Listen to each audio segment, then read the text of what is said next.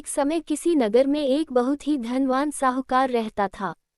साहूकार का विवाह नगर की सुंदर और गुणवंती लड़की से हुआ था। एक बार वो अपनी पत्नी को लेने बुधवार के दिन ससुराल गया और पत्नी के माता पिता से विदा कराने के लिए कहा। माता पिता बोले, बेटा आज बुधवार है, बुधवार को किसी भी शुभ कार्य के लिए यात्रा नहीं करते। लेकिन वह नहीं माना और उसने वहम की बातों को न मानने की बात कही। दोनों ने बैलगाड़ी से यात्रा प्रारंभ की। 2 कोस की यात्रा के बाद उसकी गाड़ी का एक पहिया टूट गया। वहां से दोनों ने पैदल ही यात्रा शुरू की। रास्ते में पत्नी को प्यास लगी तो साहूकार उसे एक पेड़ के नीचे बैठाकर जल लेने के लिए चला गया। थोड़ी देर बाद जब वो कहीं से जल लेकर वापस आया तो वह बुरी तरह हैरान हो उठा, क्योंकि उसकी पत्नी के पास उसकी ही शक्ल सूरत का एक दूसरा व्यक्ति बैठा था। पत्नी भी साहूकार को देखकर हैरान रह गई। वह दोनों में कोई अंतर नहीं कर पाए। साहूकार ने उस व्यक्ति से पूछा, तुम कौन हो और मेरी पत्नी के पास क्यों बैठे हो? साहूकार की बात सुनकर उस व्यक्ति ने कहा, अरे भाई, यह मेरी पत्नी है। मैं अपनी पत्नी को ससुराल से विदा करा कर लाया हूँ, लेकिन तुम कौन हो जो मुझसे ऐसा प्रश्न कर रहे हो? साहूकार ने लगभग चीखते हुए कहा, तुम जरूर कोई चोर या ठग हो।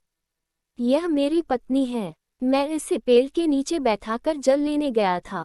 इस पर उस व्यक्ति ने कहा, अरे भाई, झूठ तो तुम बोल रहे हो। पत्नी को प्यास लगने पर जल लेने तो मैं गया था। मैं तो जल लाकर अपनी पत्नी को पिला भी दिया है। अब तुम चुपचाप यहाँ से चलते बनो, नहीं तो किसी सिपाही को बुलाकर तुम्हें पकड़वा दूंगा। दोनों एक दूसरे से लड़ने लगे। उन्हें लड़ते देख बहुत से लोग वहां एकत्र हो गए। नगर के कुछ सिपाही भी वहां आ गए। सिपाही उन दोनों को पकड़कर राजा के पास ले गए। सारी कहानी सुनकर राजा भी कोई निर्णय नहीं कर पाया। पत्नी भी उन दोनों में से अपने वास्तविक पति को नहीं पहचान पा रही थी।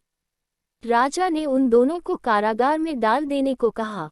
राजा के फैसले को सुनकर असली साहूकार भयभीत हो उठा। तभी आकाशवाणी हुई, साहूकार, तूने माता पिता की बात नहीं मानी और बुधवार के दिन अपनी ससुराल से प्रस्थान किया। ये सब भगवान बुद्धदेव के प्रकोप से हो रहा है। साहूकार ने भगवान बुद्धदेव से प्रार्थना की कि हे भगवान बुद्धदेव, मुझे क्षमा कर दीजिए, मुझसे बहुत बड़ी गलती हुई। भविष्य में अब कभी बुधवार के दिन यात्रा नहीं करूंगा और सदैव बुधवार को आपका व्रत किया करूंगा। साहूकार की प्रार्थना से प्रसन्न होकर भगवान बुद्धदेव ने उसे क्षमा कर दिया। तभी दूसरा व्यक्ति राजा के सामने से गायब हो गया। राजा और दूसरे लोग इस चमत्कार को देखकर हैरान हो गए। भगवान बुद्धदेव की अनुकंपा से राजा ने साहूकार और उसकी पत्नी को सम्मानपूर्वक विदा किया। कुछ दूर चलने पर रास्ते में उन्हें बैलगाड़ी मिल गई। बैलगाड़ी का टूटा हुआ पहिया भी जुड़ा हुआ था। दोनों उसमें बैठकर नगर की ओर चल दिए। साहूकार और उसकी पत्नी दोनों बुधवार का व्रत करते हुए आनंदपूर्वक जीवन यापन करने लगे।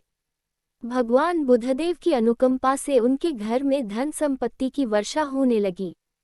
जल्द ही उनके जीवन में खुशियां ही खुशियां भर गई। बुधवार का व्रत करने से स्त्री पुरुष के जीवन में सभी मंगल कामनाएं पूरी होती है।